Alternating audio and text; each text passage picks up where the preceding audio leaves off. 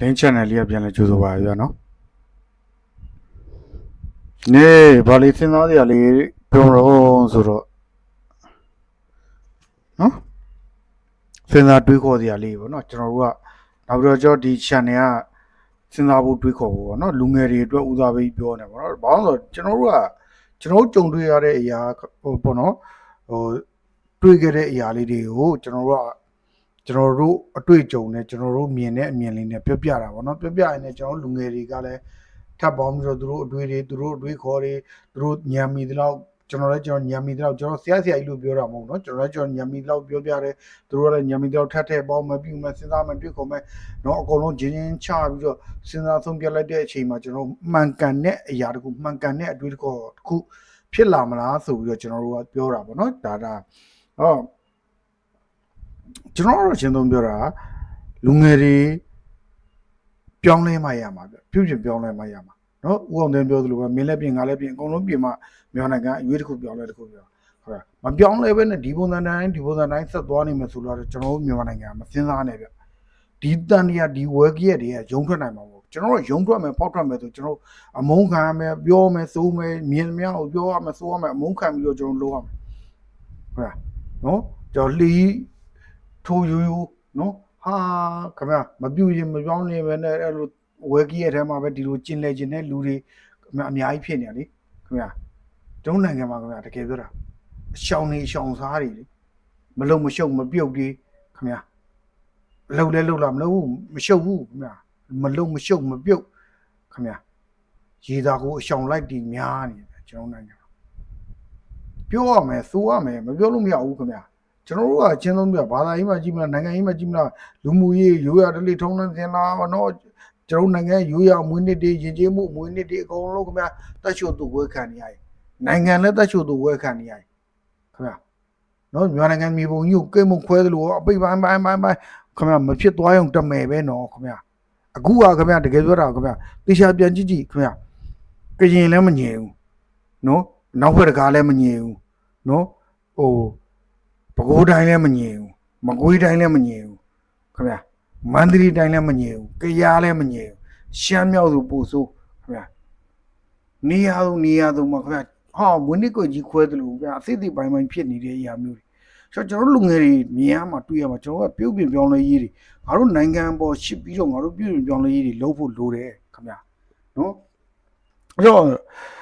့မြန်မာနိုင်ငံမှာတည်ရမလားခင်ဗျာဟိုလက်ကြောတင်းအောင်မလုပ်ချင်ကြတဲ့နိုင်ငံရေးသမားတွေကများတယ်ဗျနော်ကျွန်တော်မြန်မာနိုင်ငံကနိုင်ငံရေးသမားအများစုကတဲ့နော်နိုင်ငံရေးသမားဆိုတဲ့သူတွေထဲမှာလက်ကြောတင်းအောင်လုံးမလုပ်စားခြင်းပဲသူများကိုရှာနေပြီးကိုကျိုးရှာချင်တဲ့သူတွေလည်းရှိတယ်အဲ့လိုလူတွေကြောင့်ပျက်စီးရတာတဲ့မြန်မာနိုင်ငံကနိုင်ငံရေးသမားတွေဆိုတာအဲ့လိုလူတွေအများကြီးရှိတယ်အဲ့လိုလူတွေကြောင့်မြန်မာလူငယ်တွေပျက်စီးနေရတာတဲ့မြန်မာနိုင်ငံထဲမှာဘာလုံးမလုပ်ပဲနိုင်ငံရေးသမားအမိကန်တစ်လုံးထိုင်စားနေတဲ့သူတွေကိုမြင်ခဲ့ရပြီးပြီသူတို့ကို foundation တွေဖွင့်ပြီးတော့ထောက်ကမေးကြတာသူတို့ကမြန်မာနိုင်ငံကောင်းစားဖို့နိုင်ငံရေးလုပ်တာမဟုတ်ဘူးသူတို့ကောင်းစားဖို့အတွက်နိုင်ငံရေးကိုလုပ်နေတာဒါကြောင့်မြန်မာလူငယ်တော်တော်များများပျက်စီးသွားကြပြီတဲ့နိုင်ငံရေးသမားတွေထဲမှာနောက်ထပ်အကျိုးရနေသေးတဲ့တစ်ခုကဘလောက်မှန်ထောက်ခံနေတဲ့သူတွေရှိတာပဲသူတို့အရန်တော်လွန်းလို့မှန်လွန်လို့တော့မဟုတ်ဘူးတဲ့တစ်ဖက်အဖွဲ့အစည်းကိုမကြိုက်လို့တဲ့အဲ့တော့နိုင်ငံရေးမှာနှစ်မျိုးနှစ်စားရှိတယ်ဗျနိုင်ငံရေးမှာနှစ်မျိုးနှစ်စားရှိတယ်လက်ရနိုင်ငံရေးရဲ့လက်ဝဲနိုင်ငံရေးရဲ့နော်လက်ရနိုင်ငံရေးကြတော့လုံနိုင်တာတက်ကိုရှော့ပြီးတော့လုပ်တယ်အရှင်ကိုနှိပဲလုပ်တယ်သူအရှင်100တင်လို့ရဆိုအရှင်100မျိုး90လောက်နဲ့သွားတာအဲ့ဒါရှေ့ဦးသွဲကြီးပေါ့နော်ကျွန်တော်လက်ရနိုင်ငံကြီးလက်ဝဲနိုင်ငံကြီးကြတော့လေလုံနိုင်တာတက်ကိုပို့ပြီးပြောတယ်ပို့ပြီးလုပ်တယ်အကြတော့အမဒီလိုတိုက်ပြီးတော့အမမှောက်ရက်လဲဘာဖြစ်တယ်ညာဖြစ်တယ်ခင်ဗျာနော်လက်ဝဲနိုင်ငံကြီးလေတားဆိုးမလို့မရဘူးလက်ရနိုင်ငံကြီးကတော့အချိန်တည်းဒါစာရေးဆရာဦးကျော်ဝင်းပြောတဲ့စကားပဲနော်လက်ရနိုင်ငံကြီးကကျတော့အချိန်လေးနည်းနည်းတင်ပြီးတော့လှုပ်လိုက်လို့ရှိရင်ကျွန်တော်တို့အဆင်ပြေတာပေါ့နော်အချိန်နည်းနည်းတင်လာတယ်ဒါပေမဲ့လက်ဝဲနိုင်ငံကြီးကတော့လုံနိုင်တာတက်ပို့ပြီးတော့ပြောတဲ့ဆိုတဲ့အတွက်ပျက်စီးမှုများတယ်ဗျနော်အဲကျတော့ကျွန်တော်တို့ရတာသတိထားစရာလေးတွေပေါ့နော်ကျွန်တော်လူငယ်တွေသတိထားမှရမှာလူငယ်တွေသတိထားမှရမှာလူငယ်တွေသတိမထားလို့ရှင်ကျွန်တော်တို့ကဟိုဒီတန်ညာဝဲကြီးရဲ့မှာကျင်းဟိုရင်းပေါ့နော်မပြီးနိုင်မစည်းနိုင်ဒီတိုင်းဖြစ်နေမဲ့အရာကြီးကျွန်တော်တို့ကမကြိုက်တော့ဘူးဗျာဒါပွင့်လင်းလုံးပြောခင်ဗျာ 21 22 23 24 25ခု2026ရောက်ပြီအတီတရားတွေဝင်ပြီလားဆိုမဝင်သေးဘူးခင်ဗျဖြစ်ပြနေဟာသူမနဲ့ငါမနဲ့ညင်းကုန်နေတော့မှခင်ဗျဂျားတွေကမြေသားပင်နော်အေးချမ်းတော့နေလို့တဲ့ပြည်သူကိုပြောတာနော်အေးချမ်းတော့နေလို့တဲ့ပြည်သူကျွန်တော်ပြောရရောင်းမလူမြက်ကန်းစင်သားတဲ့လူစင်ကန်းတော်တိုးတွေအဲ့လိုလူတွေမပါအေးချမ်းတော့နေလို့တဲ့လူတွေကမြေသားပင်တွေကအတိဒုက္ခရောက်နေကြပြီအတိဒုက္ခရောက်နေကြပြီနော်ဒါကိုလည်းမြင်သာလားဆိုမမြင်သာဘူးဗျမမြင်သာဘူးနော်အကြောင်းဒီမှာကိုချွေမျိုးဝင်းပြောထားတဲ့အရာလေးနော်အဖြေမှန်ကိုယ့်ကိုဆုံးဖြတ်ကြပါနော်ငမျိုးရည်တဲ့ဒုနိုင်ငံကရာဇဝတ်မှုတွေပေါ်ပေါက်စေတဲ့မူရည်စည်းပြဿနာကဘယ်တော့ရှင်းနိုင်မလဲကွာလမ်းမေးမှာရက်ထိုင်တောင်းနေတဲ့စင်ရဲသားအတူစားတွေကိုဖမ်းဆီးထောင်ချနေတဲ့နေရာကနေဟန်ကန်တွေကိုဝင်ဖမ်းရတဲ့တနေ့ဖြည့်ရှင်းဖို့လမ်းစာပေါ်လာလိမ့်မယ်တဲ့စင်ရဲတဲ့နှစ်သက်နဲ့အောင်တွန်းချနေတဲ့လောင်ကစားပြဿနာကိုဘယ်လိုဖြည့်ရှင်းမလဲတဲ့တိတ်တဆိတ်လုံနေတဲ့နှလုံးသုံးလုံးလက်ခွဲထိုင်ပင်မတိုင်တွေကိုရက်ွက်ထဲမှာမရှိအောင်ဆိုင်ရာနယ်ဒိန်းတွေဖမ်းရတဲ့တနေ့စစ်စေးရလွယ်တဲ့ operator နဲ့ KP ဝှေ့ပေးလို့ပေးပေါင်းစုံမှာမှတ်ပုံတင်နဲ့အကောင့်ဖွင့်ထားပါလျက်နဲ့ slot game တွေ line ပေါ်မှာပွားရွာနေတာကိုစနစ်ကျနှိမ်နင်းရဲတဲ့တနေ့တဲ့နော်ကုန်စည်နှုန်းတွေဘယ်တော့ထိန်းချုပ်နိုင်မလဲတဲ့တစ်ကမ္ဘာလုံးတနေ့တခြားဈေးသက်သာနေတဲ့ internet အသုံးပြုကတွေက2021တုန်းကတက်ဈေးနှုန်းတွေ3ဆလောက်တက်သွားတာပုံမှန်ဈေးဖြစ်အောင်မလုပ်ပြနိုင်တဲ့စေတနာနဲ့ပညာကိုကိုယ့်ဘာသာကိုရှင်းချိန်တွေးကြည့်ပေါ့တိုင်းပြည်ကိုစီးရဲရင်းတွေကနက်တဲ့နဲ့အောင်ရုံးမထွက်နိုင်အောင်လုပ်နေတဲ့အဓိကတေခံပြည်တွင်းစစ်မီဘယ်တော့ငြိမ်းမလဲတဲ့နေပြည်တော်ကတဘုံနဲ့အစိုးရဝိုင်းတော့မဆွေးနွေးပဲတဘုံမှန်သမျှဌာနချုပ်မရှိလေ့ကျင့်ရေးကွင်းမရှိတောတဲ့တောင်ထဲမှာ water input မူးနဲ့ခွေးနေရမရအောင်လုပ်နိုင်တဲ့တနေ့အေဂျင့်မယ်ပေါ့ဗျာကျတော့ဒီတိုင်းနေဖက်ပြတော့လေတကယ်စိတ်မကောင်းဘူးဗျကိုယ်နိုင်ငံကိုကြည့်ပြီးတော့တကယ်စိတ်မကောင်းဟုတ်လားနော်အဲ့တော့လူတွေကနော်ဟို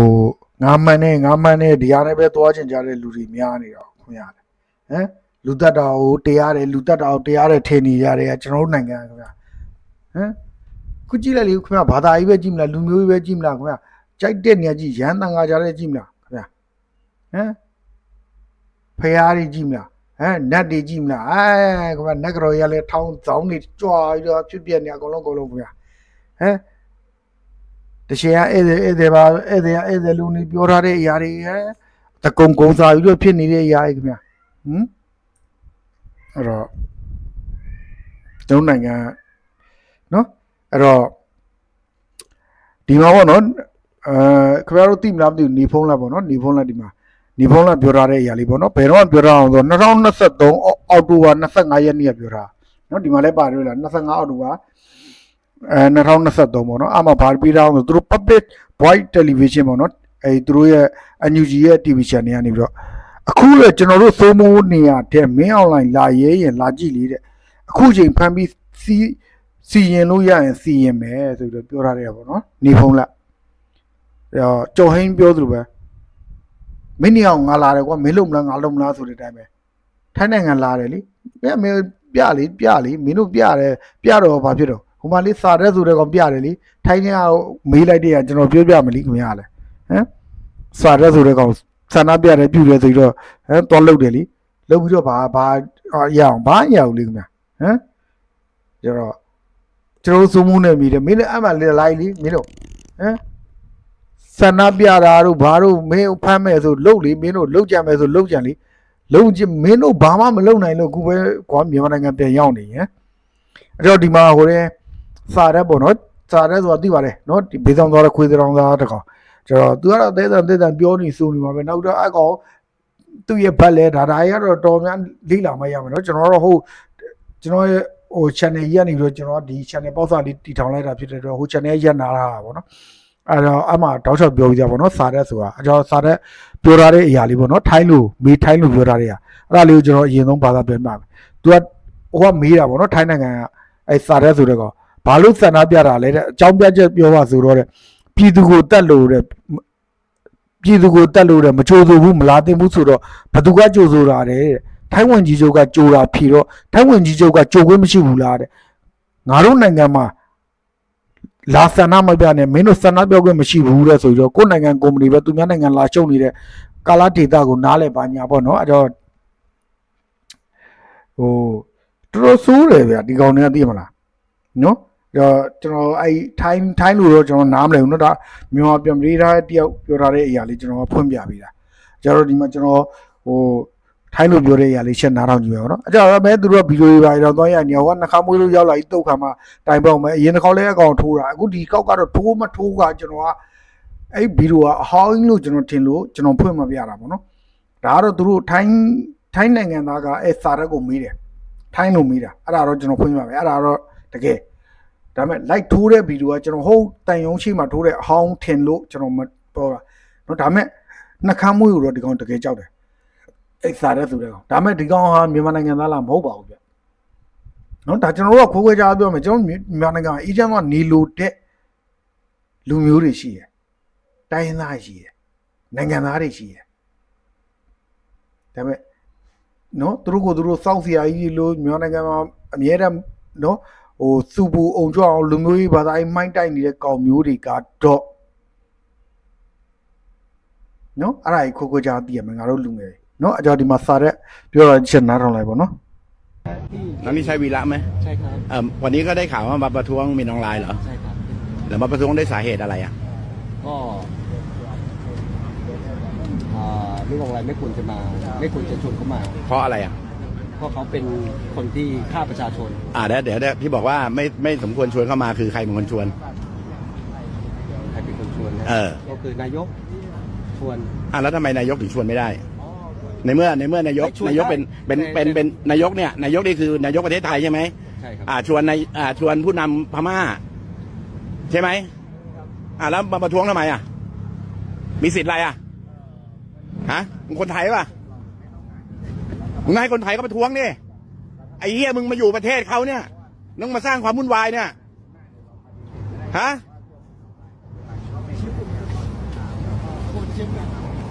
อยู่ให้รู้ด้วยดิน้ำมาสายประเทศเขาอยู่ให้รู้ด้วยอันไหนกาลเทศะมึงต้องรู้เข้าใจป่ะเข้าใจไหมเข้าใจเปล่าถ้ามึงจะประท้วงเรื่องค่าแรงอันนั้นเรื่องของเองไอ้ห่า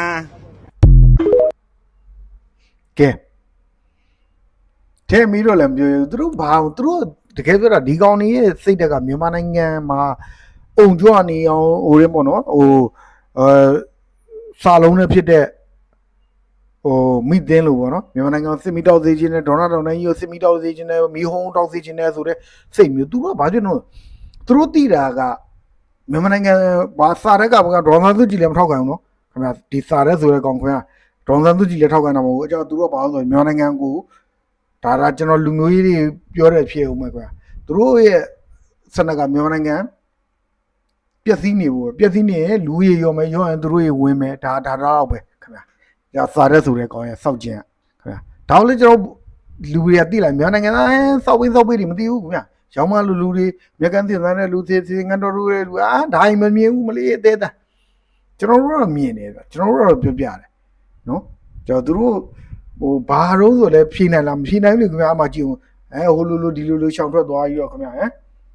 ဘာမှမဟုတ်တော့ဘူးခင်ဗျာကျွန်တော်နိုင်ငံမှာဖြစ်ပြနေတဲ့အရာကြီးနော်ကျွန်တော်ဆန္ဒပြရဘာလို့ပြတာလဲလူတက်နေလို့ပြုနေလို့ခင်ဗျာလူတက်နေရဆိုသူတို့လက်တက်နေရပဲလေကွာဘာအချင်းဆုံးပြ PDF တွေတက်နေရအများကြီးပေါ့ခင်ဗျာဟိုလူမေးလိုက်ဒလန်တို့သူတက်လိုက်ရဟိုလူတက်လိုက်ရဒီလူတက်အခုဟိုတော်တော်ဆိုကွန်ဆာမလားဆိုရခွဲတွေ့ဘူးလားခွဲနိုင်ငံတကာလက်ခံမယ်ထင်လို့လားခင်ဗျာဟိုကခင်ဗျားတို့တနတ်နဲ့ချိန်ထားပြီးလို့ဟုတ်ပြီခင်ဗျာတနတ်နဲ့ချိန်ထားလို့တိတ်ပြစ်သွားဆိုကျွန်တော်လက်ခံသေးတယ်လေဟိုကအေးသေးပဲသူကလာတယ်ကျွန်တော်တို့ဘယ်သူရောက်သွားမှမပြူရဆိုတော့ခင်ဗျာလှုပ်သွားတဲ့အရာလေခင်ဗျာအဲ့ဒါလည်းထောက်ခံနေတဲ့လူရဲ့ရှိတယ်ခင်ဗျာကျွန်တော်စောက်ပိတ်တွေကိုကျွန်တော်ပြောရောင်းမလူမြက်ကန်းတဲ့စင်ကန်တော်တို့ရဲ့လူပြောခင်ဗျာကျွန်တော်မြန်မာနိုင်ငံတွေကလူငယ်တွေစဉ်းစားတော့တွေးခေါ်ဖို့လိုတယ်ဒီလိုနော်ဖြစ်ပျက်တပ်ဖြတ်နေတဲ့အရာမျိုးတွေမှာအကုန်လုံးအဆင်ပြေအောင်ငါတို့သဘောဝိုင်းမတက်ပြီးတော့ဖြည့်ရှင်းလို့ရတယ်ဆွေးနွေးလို့ရတယ်ဆိုတော့ mindset မျိုးနဲ့တွားမယ့်အရာနော်အဲ့ဒါကိုတဲ့လူတွေတက်ပြကြောက်လန့်အောင်လုပ်ပြနေရတယ်အဖြေဆိုတော့ခင်ဗျာကျွန်တော်ငါတို့စဉ်းစားဖို့လိုတယ်နော်ကျွန်တော်ဘယ်ဖြစ်နော်ကောင်းတဲ့လူရှိရဲဆိုးတဲ့လူရှိရဲခင်ဗျာကောင်းတဲ့လူရှိရဲဆိုးတဲ့လူရှိရဲဒါလက်ခံတယ်ဒါပေမဲ့လူသားမဆန်တော့ဘဲနဲ့ငွေရလက်နဲ့အာဏာထိပြီးတော့ နော်လူဘလူးကြီးတွေဖြစ်ပြီးတော့လူမိတ်စာကြီးတွေဖြစ်ပြီးတော့လူအောက်တန်းသားတွေဖြစ်ပြီးတော့ငွေရလက်နဲ့အာဏာရထိမိပြီးတော့ယူသွတ်ပြီးတော့ငါတို့တစ်သက်လုံးဖြစ်မှာငါတို့တစ်သက်လုံးငါတို့အာဏာငါတို့အကြောက်တရားငါတို့ကိုအဲ့ဒါကြီးနဲ့သွားနေလို့တော့မရဘူးကြောက်လို့ငါတို့လူငယ်တွေပြုပြင်ပြောင်းလဲမှရမယ်ဆိုတဲ့အော်ငါတောက်လျှောက်ပြောပြတယ်နော်အကြောင်းကိုချင်းသာသီတာပါမိမိကြောက်သူတော်မကြိုက်သေးနဲ့သူတော်မဆုံးဆုံးနေတဲ့သူတော်မနစ်နာပါသေးနဲ့ဗျာနော်